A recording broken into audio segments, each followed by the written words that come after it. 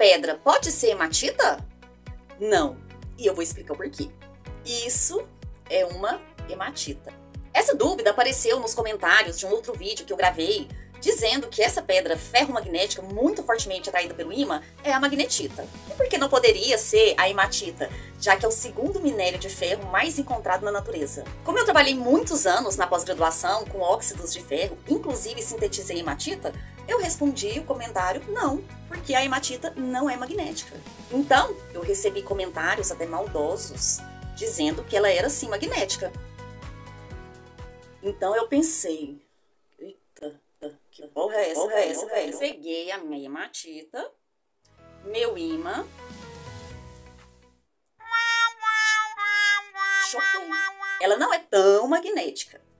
O ímã não consegue atrair a hematita, mas existe um momento magnético resultante fraco. Ela tem uma magnetização espontânea. Sim. Tudo que eu estudei era mentira? Não é possível. A hematita, ela é antiferromagnética. Não era para ela ter magnetização espontânea.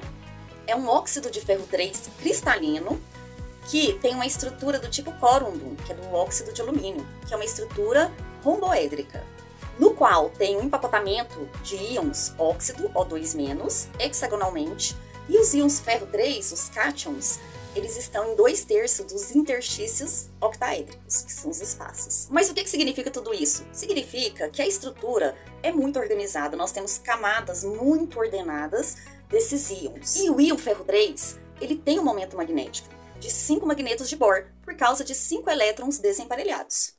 Mas na estrutura cristalina da hematita, esses íons ferro encontram-se alinhados de forma antiparalela, de forma que eles se cancelam e não vai ter magnetização resultante. Então nós dizemos que a hematita é antiferromagnética e não é atraída pelo ímã.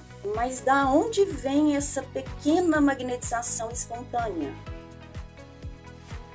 Então eu fui atrás para checar o que está acontecendo.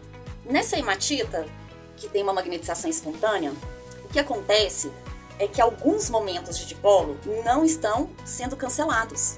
O antiferromagnetismo não está perfeitamente orientado. É descrito na literatura que a hematita tem uma temperatura de Morin de 260 kelvins, ou menos 13 graus Celsius. E acima dessa temperatura pode ocorrer um desalinhamento de alguns momentos magnéticos entre a temperatura de Morin e a temperatura de Neal. Temperatura de Neal, que é 960 kelvins, ou 677 graus Celsius, é a temperatura que o material antiferromagnético passa a ser paramagnético. E isso é uma outra história.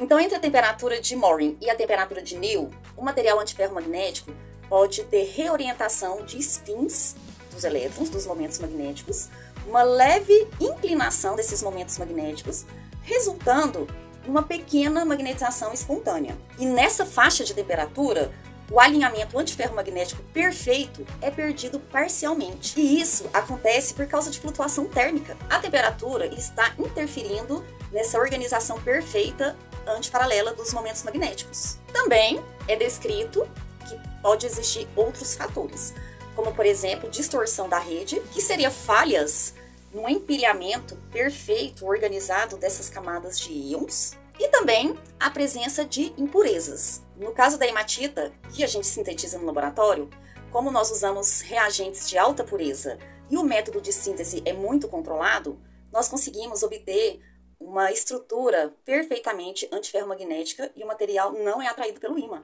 E no caso da hematita formada naturalmente, é muito provável que os diversos processos geológicos de formação com alta temperatura, pressão, tenha formado uma estrutura que não é totalmente antiferromagnética, com problemas na rede de empilhamento de íons. Além do que, a chance de ter contaminação nesse material formado geologicamente é muito grande. Por exemplo, o íon alumínio, Al3+, ele tem um tamanho muito próximo do íon ferro. E ele pode entrar substituindo alguns íons ferro na rede por alumínio. E alumínio não é um material que tem magnetização. O alumínio não tem elétrons desemparelhados. Então, uma vez que ele entra na rede, os momentos magnéticos dos íons ferro não vão se cancelar totalmente. E pode surgir uma magnetização espontânea, que é fraca. É muito fraca. É em torno de 0,5% da magnetização da magnetita. Mas esse mineral, ele é incrível, é lindo, ele tem um brilho metálico e ele é encontrado em rochas ígneas, metamórficas e sedimentares e muito utilizado para confeccionar objetos e joias. Eu mesma tenho a minha.